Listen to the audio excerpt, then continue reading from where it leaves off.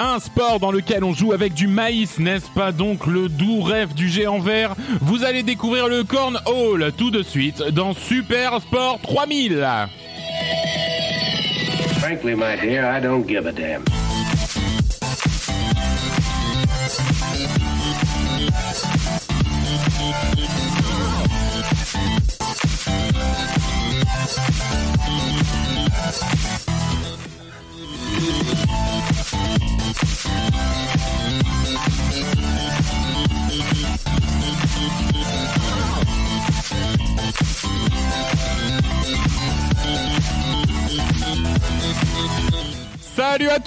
Salut à toutes et bienvenue dans ce nouvel épisode de Super Sport 3000. Salut Will. Salut Nico, salut tout le monde. Salut Seb. Salut Nico, salut Willy, salut tout le monde. Je crois que j'ai laissé un peu tourner trop longtemps le générique, voilà. Alors, moi j'adore à chaque fois, mais ça a l'impression que ça a duré une plombe. On va laisser des intros de 5 minutes. J'ai commencé à transpirer là du coup.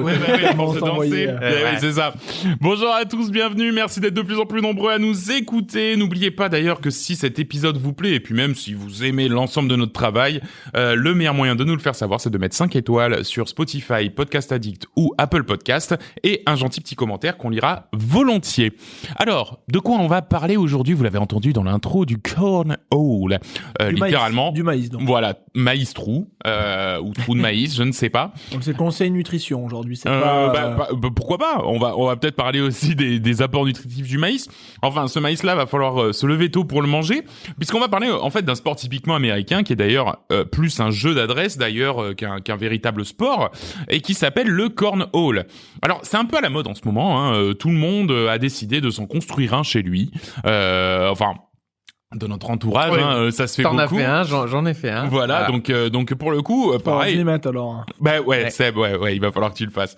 En effet, en fait, on peut difficilement faire plus simple que de jouer au cornhole. Il s'agit d'une planche inclinée sur laquelle on lance des sachets remplis de maïs. Le but étant de les faire rentrer dans un trou au sommet de cette planche. On reviendra tout à l'heure sur les règles plus en détail, mais on peut voir ça un petit peu comme un dérivé, entre des fléchettes et de la pétanque. Voilà, globalement, c'est ça. On reviendra aussi, j'imagine, sur pourquoi le maïs ? Non. Alors, si, on va voir un petit peu l'évolution, parce que ça n'a pas toujours été du maïs, donc effectivement, on va un petit peu parler de ça. Mais pourquoi le maïs exactement ? Je pense que c'est surtout parce que c'était pas cher. Et que du coup, c'est pour ça que ça a été fait. Alors, d'où vient d'abord cet étrange sport ? Eh bien, pas d'histoire sympa, pas de petite anecdote familiale. Non, le cornhole vient avant tout d'un brevet qui a été déposé en 1883, donc ça date un petit peu, presque 150 ans, par un certain Heiliger Adams de Wint. Le brevet était d'ailleurs nommé à l'époque le Parlor Quintis. Alors, si le nom vous dit quelque chose, alors non seulement vous êtes très fort, c'est normal, c'est vraiment moi non plus, mais c'est un petit peu voulu. En effet, alors, j'ai dit Quotis, mais on pourra jamais retrouver le brevet. Ouais, c'est ça. C'est le Quoits. Le Quoits, en fait, c'est un jeu qui est déjà connu aux États-Unis à ce moment-là et que vous avez sans doute déjà vu dans un western. J'allais dire, ouais. Ouais, c'est. Alors, tu lances un fer à cheval sur un poteau là. Exactement, c'est exactement ça. Waouh. Masterclass, William. Ça ressemblait à Colt. Alors j'aurais dit un jeu de flingue. Un jeu de pistolet. Non, mais t'as raison. Dans les films de western, tu vois, des gamins ou quoi jouer toujours. Exactement, de balancer effectivement sur un pic, un poteau ou un truc comme ça, un fer à cheval, le but étant qu'il s'accroche et qu'il reste accroché. On s'amusait avec rien à l'époque. Ouais, enfin un fer à cheval, va trouver un fer à cheval aujourd'hui. À l'époque, il y avait des chevaux partout, Nico, je te rappelle. Vrai, 1880. T'en croisais beaucoup plus à ce moment-là qu'aujourd'hui. Et vu que tu commençais à en croiser de moins en moins, le fameux Heiliger a eu l'idée de se dire, mais est-ce qu'on ferait pas un peu une version d'intérieur de ce sport ? Parce que le fer à cheval à l'extérieur sur le sable du Far West, pourquoi pas, mais à l'intérieur sur le carrelage. Les vases à maman là. C'est pas c'est ça, les vases, les baies vitrées, tout ça. Bon, le fer à cheval. Chérie, c'est la 3e fois que je change la télé cette semaine. Bon, j'invente autre chose alors. Alors d'accord, j'invente autre chose, chérie. Du coup, il a utilisé à la place des fers à cheval des sachets de haricots et des planches inclinées. Là, affublé d'un trou. Alors, le trou, à l'époque, était encore carré, pas encore rond comme la version moderne du cornhole. Et comme tout bon capitaliste, il a revendu les droits de son jeu à une entreprise du nom de Fab Bag. Fab a bag. Voilà, Faba Baga. Faba signifiant donc haricot en latin. Baga, c'est un peu pour dire un sac en fait, un bag. Est-ce qu'il y a un lien avec Balenciaga de près ou de loin? Alors peut-être de très très loin. Très loin, ouais. Mais vraiment de très, très Dans loin. le gars, peut-être. Dans le gars, ouais, bon, je ne sais pas. Le cornhole continue donc sa vie commerciale sous le nom de Faba Baga. Les planches de Faba Baga, à l'époque, sont donc dotées non pas de 1, mais de 2 trous, qui ont des valeurs de points différentes. Le trou du haut vaut 15 points, le trou du bas vaut 10 points. Je ne sais pas comment sont comptés les points du Faba Baga, mais en tout cas, voilà, le sport, le cornhole, comme on l'imagine, commence à se répandre. On va parler des variantes aussi de ce sport-là. Non. Alors, il y a des variantes, effectivement, plus sous le nom, enfin, il y a des petites variantes dans les règles qu'on va voir un petit peu ensemble, et il y a des variantes aussi de nom, c'est-à-dire que on l'appelle le cornhole communément parce que c'est un sport américain et que effectivement c'est de là que ça vient, donc nous en France on a l'habitude de l'appeler comme ça, mais il y a d'autres noms effectivement. J'avais vu ça me faisait penser à ça quand j'avais vu les vidéos là. Un peu similaire, et c'est le fait qu'il y ait plusieurs trous là qui m'a fait penser à ça. Mais t'as des sports aussi, enfin des sports du coup, des jeux d'adresse un peu similaires à ça. Alors j'imagine que c'est pas forcément du maïs non plus, mais où t'as des zones, enfin un peu avec le même système de planche inclinée. Ouais, où t'as des zones par point. C'est avec des balles, non? C'est un truc de fête foraine, ça. De fête foraine, c'est un truc typique de fête foraine. Très exactement. Et effectivement, ça ressemble pas mal, mais oui, effectivement, on peut dire que tout est plus ou moins dérivé de là, puisque de toute manière, en 74, un jeu appelé le Beanbag Bullseye fait parler de lui. Le BBB. Le BBBI, ouais, tout à fait. Globalement, il s'agit d'une planche de Faba Baga, mais avec un seul trou en son milieu. Donc la planche, à ce moment-là, est carrée, et il y a un trou en plein milieu de la planche, qui est également inclinée. On se rapproche donc rapidement de la version qu'on connaît aujourd'hui, qui continuera d'ailleurs de s'étendre dans la région ouest de Cincinnati, dans l'Ohio. C'est très très localisé à cette époque encore. Et aujourd'hui, c'est une pratique ultra répandue dans tous les États-Unis, et qui d'ailleurs commence petit à petit à se répandre à l'international. Au Québec, notamment, on en parlait, le jeu est appelé la babette. Voilà, qu'on se dise, la babette. J'aurais bien vu, qu'est-ce que ça veut dire Maestro. Ouais, maestro, oui. Maestro, putain. Le en plus, maestro. ouais. Ah, il y avait Il y avait un truc. ils ont raté le créneau, je pense. Ils ont raté un truc, ouais, effectivement. Alors, les règles. De quoi est-ce qu'on parle quand on parle du cornhole? Eh bien, on parle de 2 planches inclinées de 60 par 120 cm. Alors, bien sûr, comme c'est un sport américain, ça a plus de sens avec le système débile des pieds, des trucs, des machins, des ounces, des machins. C'est 2 x 4 pieds, avec 8 sacs de maïs de 15 par 15 cm qui contiennent chacun autour de 450 grammes de maïs. Alors, c'est pas du maïs, genre t'ouvres des boîtes de Bonduelle et t'as le maïs tout dégoulinant que tu vas foutre dans un sac en toile et puis ça va te coller aux mains et tout. Et puis, non, il fait pas vraiment 450 grammes parce que tu en as mangé 3-4 avant. Ouais, voilà, c'est ça. Et puis, bah, ouais, tu ouvres ton sac, tu commences à grailler. Bon, non, c'est pas du tout ça. Non, c'est du maïs plus du maïs à popcorn, tu sais, très sec.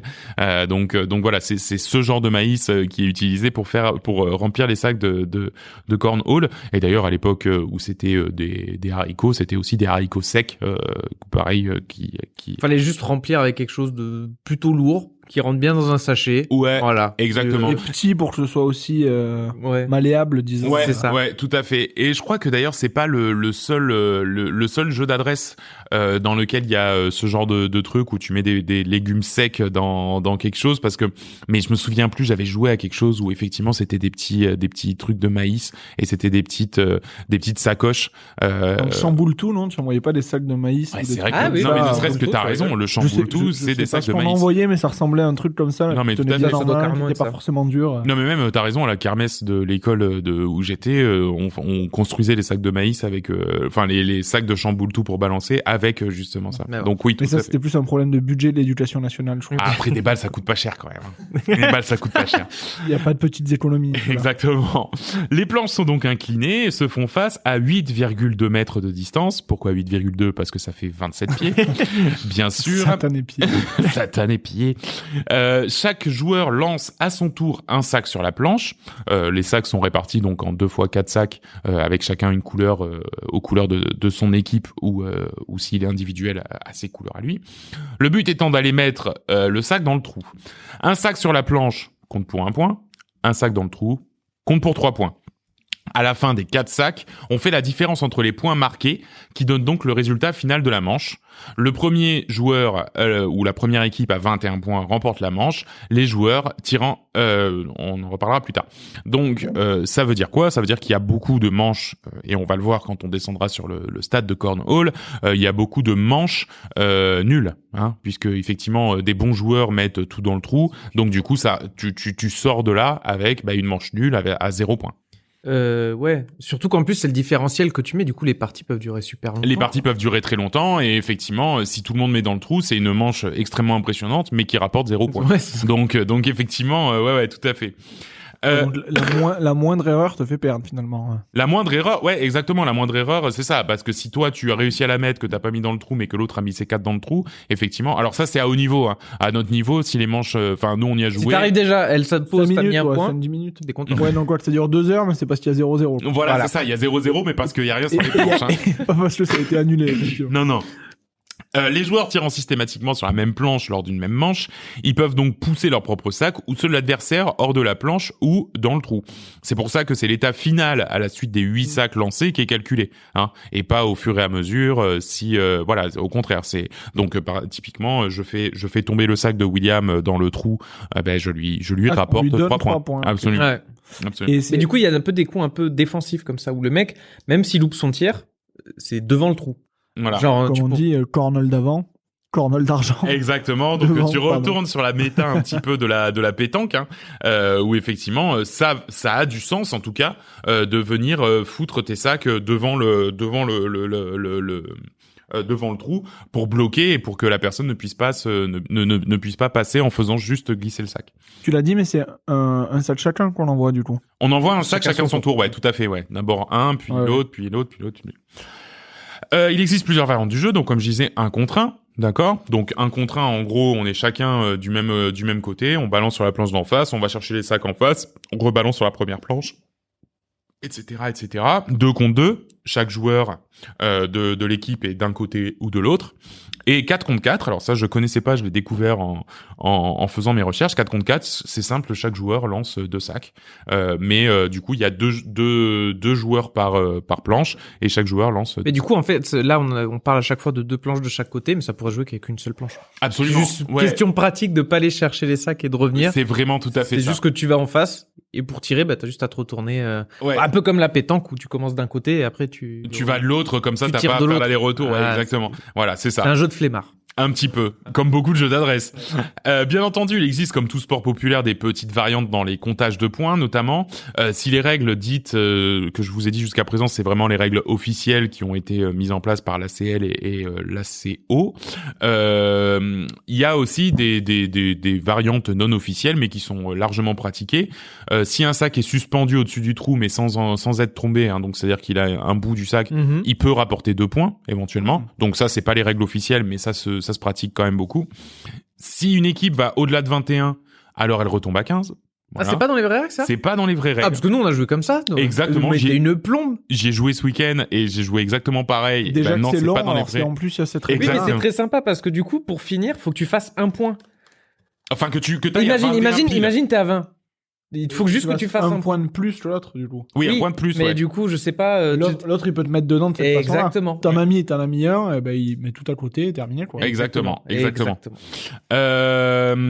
si une équipe dépasse 3 fois 21, alors l'équipe d'en face gagne automatiquement la partie aussi. Tu vois, ça, c'est une équipe, c'est un fonctionnement qui peut exister.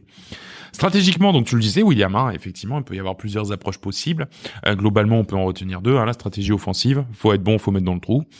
Ou une stratégie un peu plus défensive, on va faire des murs de sac plutôt devant, d'accord, pour obliger l'autre joueur à pousser ou alors à devoir faire un switch, hein, c'est-à-dire passer par-dessus et mettre direct dans le trou. Alors du coup, il y a pas mal de termes techniques qui existent, notamment aux États-Unis, et ça, on aime bien ça. Le switch ou le airmail, c'est le fait de mettre directement. Pas toucher les bords. Voilà, exactement, pas toucher les bords et d'aller mettre directement dans le trou. Terme qu'on retrouve au basket, évidemment. Voilà, le airmail aussi. Non, le switch. Non, que le switch, voilà, c'est ça, parce que moi le switch je connaissais pas le airmail. Le bloqueur, on se met devant le trou pour bloquer un sac qui glisserait éventuellement. Le four bagger ou le double bagger. Alors un double bagger, c'est quoi? C'est un McDo, c'est un burger. Un double bagger, ça va être bacon, oignon, il me semble. Alors pas du tout. C'est vraiment dans le cadre du sport. Hein. Un double bagger, ça va être avec un seul sac faire rentrer 2 sacs dans le trou. Hein. Notamment, tu vas pousser le tien et refaire rentrer le tien par-dessus. Donc ça, c'est un double bagger. Un four bagger, c'est simple. C'est tu fais rentrer les 4 sacs pendant ta manche. Non, mais pas en une dans fois. La manche, ok. Pendant ta manche. D'accord. Il y a aussi le fait de faire un wash. Un wash, c'est une manche où tout le monde a mis des points, sauf qu'au final, ça fait 0. Donc voilà, donc c'est ce qu'on appelle un wash. Après 90% des games, c'est-à-dire que tu mets tout le monde a tout mis et ça fait un wash. Pas tant que ça, parce que effectivement, ça se joue beaucoup sur l'erreur et c'est un petit peu typiquement là, c'est là où on va retrouver les similitudes, notamment dans les fonctionnements des parties, les similitudes avec les fléchettes. C'est que dans les fléchettes, c'est extrêmement précis et quand tu regardes une compétition de fléchettes, tout le monde met tout le temps au milieu, tu vois. Ouais. Sauf quand tu commences à faire l'erreur. Et quand tu commences à faire l'erreur, c'est là que tu décroches et que du coup, à ce moment-là, c'est toi qui dois galérer pour remonter et essayer de revenir. Hein. Voilà. Enfin, c'est aussi un sport de confiance. À partir du moment où c'est de l'adresse. Une fois que t'as perdu, une fois que t'as raté un coup derrière, tu doutes. Exactement. Alors, on va revenir un petit peu sur les termes techniques. Il y a le backdoor, hein, un sac de haricots qui, en rebondissant ou en faisant un switch, passe au-dessus d'un bloqueur et entre dans le trou. Coin. On appelle ça un backdoor. Il y a aussi le candy corn. Le candy corn, c'est un sac qui ne touche même pas la planche. Hein. Donc ça, pour le coup, c'est des trucs qu'on voit. Un airball. Un airball. Le frisbee. C'est un type de lancer. Y a les gens comme nous qui lançons en faisant une grosse boule avec le sac. Ça, la technique, voilà, et on balance la boule avec le sac. Donc, mais il y a aussi par-dessus l'épaule. non, ça se lance plutôt pétanque, voilà, c'est ça. Pétanque, oui, tir pétanque. Ça, je le voyais, mais sinon tu peux faire aussi frisbee, donc c'est-à-dire que tu vas le lancer en le faisant tourner. Les pros, c'est plutôt tir frisbee, ouais. Exactement. Mais je trouvais ça un peu moins précis parce qu'il faut gérer tout ce qui est planage du sac. Absolument. Plus complexe aussi, je pense. C'est peut-être plus précis une fois que tu le maîtrises. Exactement. Tout à fait. Quand un sac touche le panneau et va glisser dans le trou, on appelle ça un slider. Enfin bref, il y a plein de termes un peu rigolos. Il y en a plein. Il y a skunk. Un skunk se produit lorsqu'une équipe ou un adversaire atteint 11 points et que l'équipe opposée n'en a pas, puisque ça c'est effectivement une autre variante de règle. Hein, le skunk. Non officiel. Un 11-0 fait terminer là. Voilà, exactement. Comme aux échecs, un bust. Un bust, c'est le fait de dépasser 21 et de revenir à 15. Hein. Ça, c'est un bust. Enfin bref, il y a plein de petits termes qui sont un peu empruntés d'autres sports, mais qui du coup s'appliquent plutôt pas mal au cornhole. Ça doit être génial. Alors, je sais pas à quel point il y a des matchs commentés. Si. Ouais. Ouais, on va le voir, effectivement. Alors, aux États-Unis. Du coup, les commentaires doivent être géniaux. Si t'as pas ce lexique en face de toi. C'est assez rigolo, le bang! Le double gang slider! Wow! Alors, le sport est régi par 2 organisations aux US. On va voir que c'est relativement récent, toutes ces organisations qui commencent à régir le sport. Il y a l'ACO, American Cornhole Organization, depuis 2005, qui, elle, est un peu l'organisation qui va régir les règles officielles, etc. Et l'ACA, l'American Cornhole Association, qui, depuis 2019, elle, est plutôt pour la promotion du sport. Aux États-Unis, on l'a vu d'ailleurs régulièrement dans les sports typiquement américains, il y a un peu cette coexistence de 2 organisations qui chapeautent des sports, une pour la partie professionnelle et une pour la partie diffusion du sport et mise en avant. D'accord ? Là, c'est exactement ça. À l'inverse de certains sports, enfin, je pense à la boxe, je crois aussi la NFL à une époque, où t'as 2 ligues concurrentes. Voilà. Et où là, c'est encore différent. Le MMA aussi, t'as ça. Là, non. Elles cohabitent ensemble et c'est des organisations complémentaires. Exactement. Et le but, effectivement, c'est de faire découvrir le sport pour l'une et de régir les règles pour l'autre. En France, sachez qu'il y a une fédération française de cornhole, hein, la FFCH, qui compte plusieurs centaines de membres et qui permet, tout à fait, et pareil, qui commence à organiser, alors pas des tournois, on va voir qui organise les tournois, mais en tout cas qui diffuse un peu comme nos fédérations amateurs de sport, voilà, qui vont créer des clubs de cornhole, voilà, c'est ça, prêcher la bonne parole, et puis voilà, centrer tous les clubs de cornhole si jamais vous vouliez apprendre le sport. Sachez en tout cas que ça existe en France et qu'effectivement vous pouvez vous rapprocher de la FFCH si vous voulez pratiquer le sport. Et si vous voulez un cadre plus amateur et plus tranquille, il y a aussi chez Nico et Will, du coup. Oui, effectivement, ouais, Où ils ont le matériel, où on a le matériel. Tout à fait. Leur adresse est donc. Oh, on se fait doxer. De plus, il y a un circuit professionnel qui existe. Il y aura un mec qui va venir. Ouais, je pense que ça va aller. Il y a l'ACL, donc American Cornhole League, qui régit les compétitions depuis 2015. Donc vous voyez que des compétitions, il n'y en a pas non plus depuis l'Empèbre. C'est relativement récent. Et le sport est devenu si populaire, parce qu'on va voir que c'est non seulement spectaculaire, mais en plus carrément sympa à regarder, qu'il est carrément diffusé sur ESPN. ESPN. Donc ça, je pense que ESPN, c'est un peu le diffuseur américain. Alors moi, je connais pas trop, c'est la grosse chaîne de sport, mais c'est surtout la grosse chaîne qui diffuse aussi des tonnes et des tonnes de sports un petit peu connexes, qui sont pas forcément les gros... faut les remplir une journée entière de sport. C'est ça. C'est ça. C'est l'équipe 21, mais avec plus de budget, quoi. Voilà, c'est ça. Et c'est clairement 21. Sur les créneaux peut-être de 2h du mat. Ouais, je pense, là. Ouais, je me demande parce que, en vrai, en tout cas, les championnats sont à des heures tout à fait raisonnables, et je sais pas si c'est pas diffusé en direct, surtout pour les grosses compétitions. Parce qu'on va voir qu'il y a plusieurs niveaux de compétition aux États-Unis. Alors il y a un circuit à l'année, l'ACL Open Series. Donc là c'est des journées de tournois qui sont organisées de 3 jours où en fait les équipes, c'est toujours les mêmes qui viennent se battent, et puis à la fin de l'année t'as un peu un classement des meilleures équipes, etc. Un tournoi à la fin de la saison, l'ACL Pro Cornhole Championship, et un circuit international, l'ACL International Open. En septembre a notamment lieu l'Europe Open, et en 2023, figurez-vous qu'il aura lieu à Paris, donc en septembre 2023. Les Jeux Olympiques? Non, après justement. Quoique c'est peut-être pour les Jeux Paralympiques en vrai. En même temps que le rugby. Eh ben peut-être, ouais. Le rugby, ça sera en France aussi. Oui, 2023. Ah mais dis donc, il va y avoir des sportifs, hein, à Paris. Oh oui. Des buveurs de bière aussi. Sans doute. Pour ces tournois-là, en fait, on parle de tournois un peu avec des prix financiers, quoi, au bout. Faut savoir que pour l'Europe Open, par exemple, de 2022, il y avait un total de $20,000 en jeu. Alors $20,000 comme ça paraît impressionnant. Ça l'est pas tant que ça. Par en fait, rapport aux States, j'imagine. Alors non, même pas par rapport aux States. C'est surtout que en fait, il y a beaucoup de petites compétitions dans l'Europe Open. Donc t'as les 1v1, t'as les 2v2, t'as les 4v4 et 20,000 c'est au total pour tous. Donc en gros, le tournoi principal sur lequel on va s'intéresser, qui est le tournoi Open Exhibition. Le tournoi Open Exhibition qui est vraiment là, on prend les meilleurs joueurs, on les met ensemble dans des équipes indépendamment, on va dire, de leur origine, hein, c'est-à-dire que t'as un tournoi classique, on va dire, où t'as des binômes qui s'affrontent et où c'est France, alors ça s'appelle Europe Open, mais il y a USA.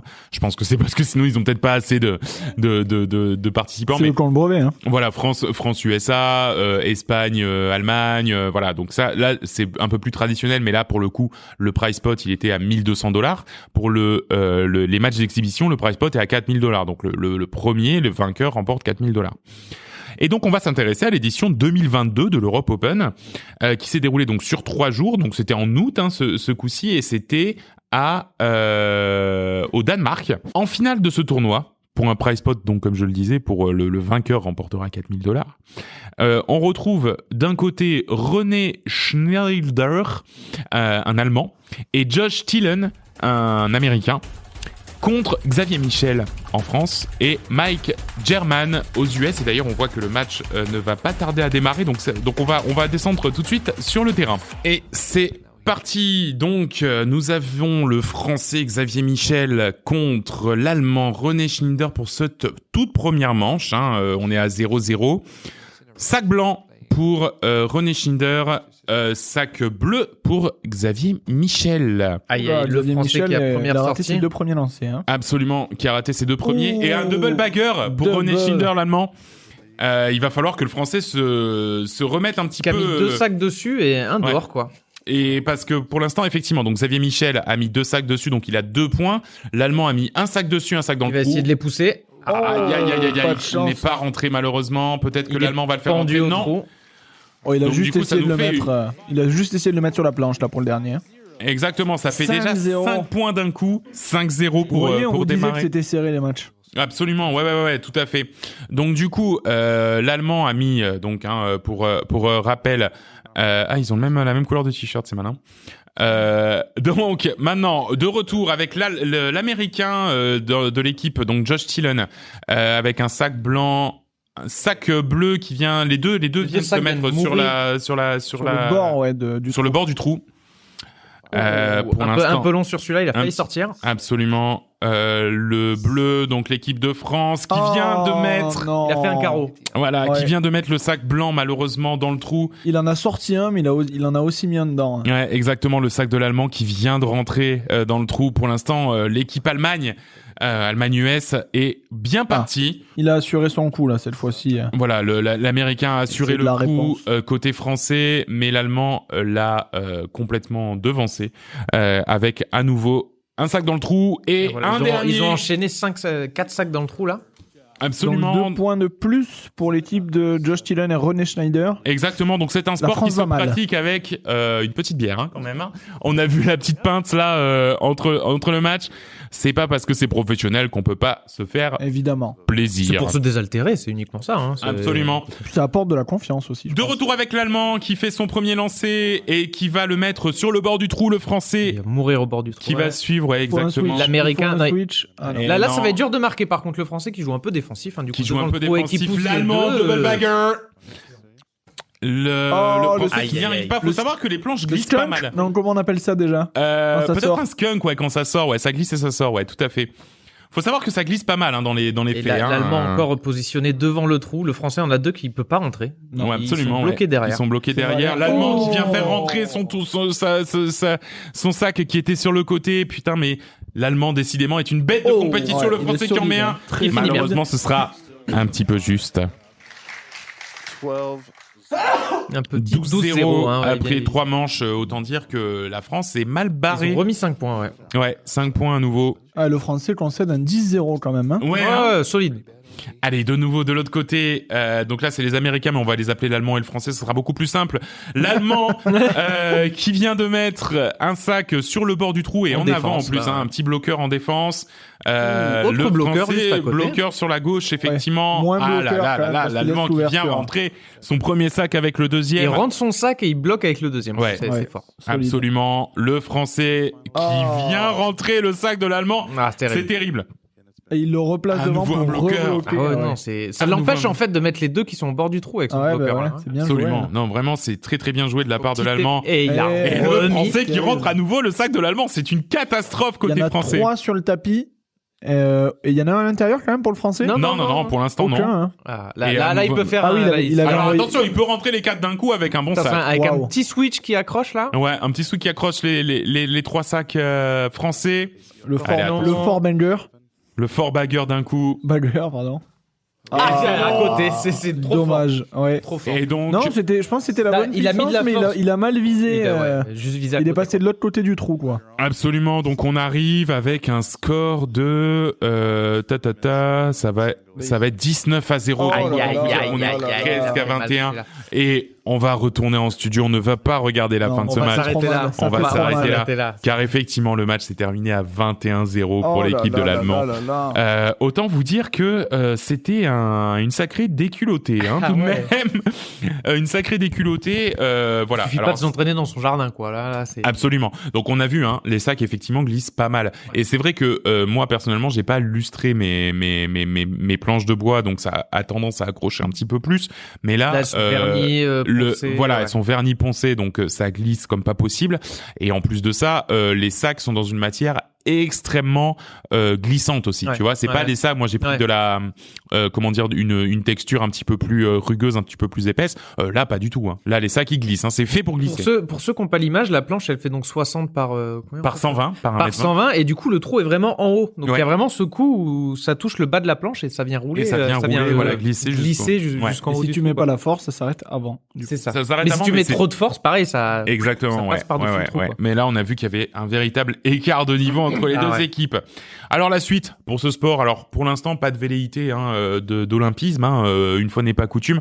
C'est un sport qui a commencé à se professionnaliser et à rentrer dans l'univers compétitif il y a à peine 7 ans. Donc effectivement ils en sont pas encore là. En revanche, on est sur un loisir qui commence à se professionnaliser plus que sur un sport qui a des grandes ambitions. Alors le circuit en plus aujourd'hui est quand même très américano-centré.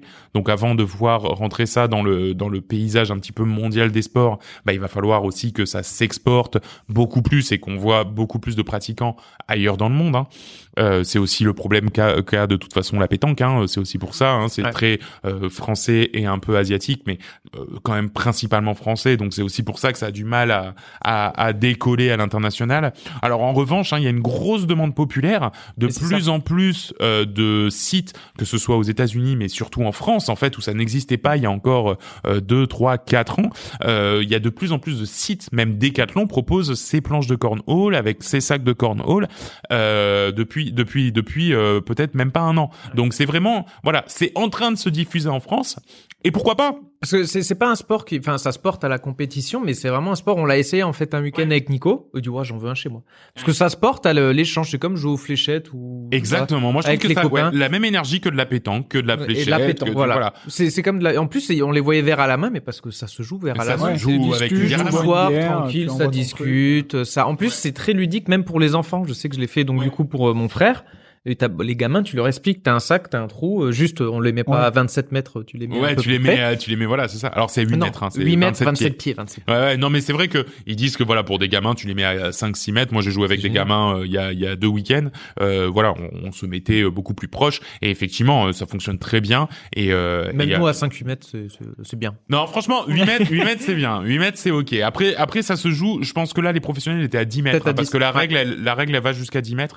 Donc, ça m'étonnerait pas que les professionnels étaient à 10, donc voilà, de plus en plus de gens en fabriquent ou en achètent. Il y a beaucoup de tutos sur Internet et c'est vrai que voilà, je pense que c'est quelque chose qui va se diffuser tranquillement dans les jardins en France, au même titre qu'on a eu l'arrivée du molki il y a quelques années. Voilà, on a l'arrivée du cornhole. Voilà, je pense qu'on a un peu la même dynamique. Commence à les commercialiser, j'ai pensé tout de suite au molki. C'est ça, tu vois. À partir du moment où ils l'ont commercialisé, ça a explosé partout. Moi, je pense que l'an prochain ou dans 2 ans, il y a des cornholes dans tous les foyers français qui ont un petit bout de jardin ou un truc comme ça. Quand tu le fais toi-même, par contre, c'est un peu lourd parce que les planches sont grosses. Faut se dire que 60 par 120, c'est vraiment gros. Donc j'imagine que les trucs de Decathlon sont un peu plus transportables et plus légers. Mais tu mets pas du bois de tagette non plus parce que tu l'envoies, ça crée des trous à chaque fois que t'envoies. C'est ça. Il faut mettre quelque chose d'un peu solide. Donc c'est vrai que tout à fait. Donc voilà pour le cornhole. Merci à tous de nous avoir suivis. Super Sport 3000 est un podcast de la galaxie Coop et Canap. Alors rendez-vous sur www.coopetcanap pour retrouver tous nos podcasts, ainsi que le lien vers le Discord et sur nos réseaux sociaux @Supersport 3000 sur Facebook, Twitter et Instagram. Si vous avez apprécié ce podcast, laissez-nous 5 étoiles et un gentil petit commentaire. Nous les lirons avec délectation. Et si vous pratiquez un sport méconnu et que vous voulez nous en parler, alors notre porte vous est grande ouverte. Merci Will. Merci Nico. Merci Seb. Merci Nico. On se donne rendez-vous pour un prochain numéro où vous découvrirez sûrement votre nouveau sport favori. Salut tout le monde. Salut. Ciao.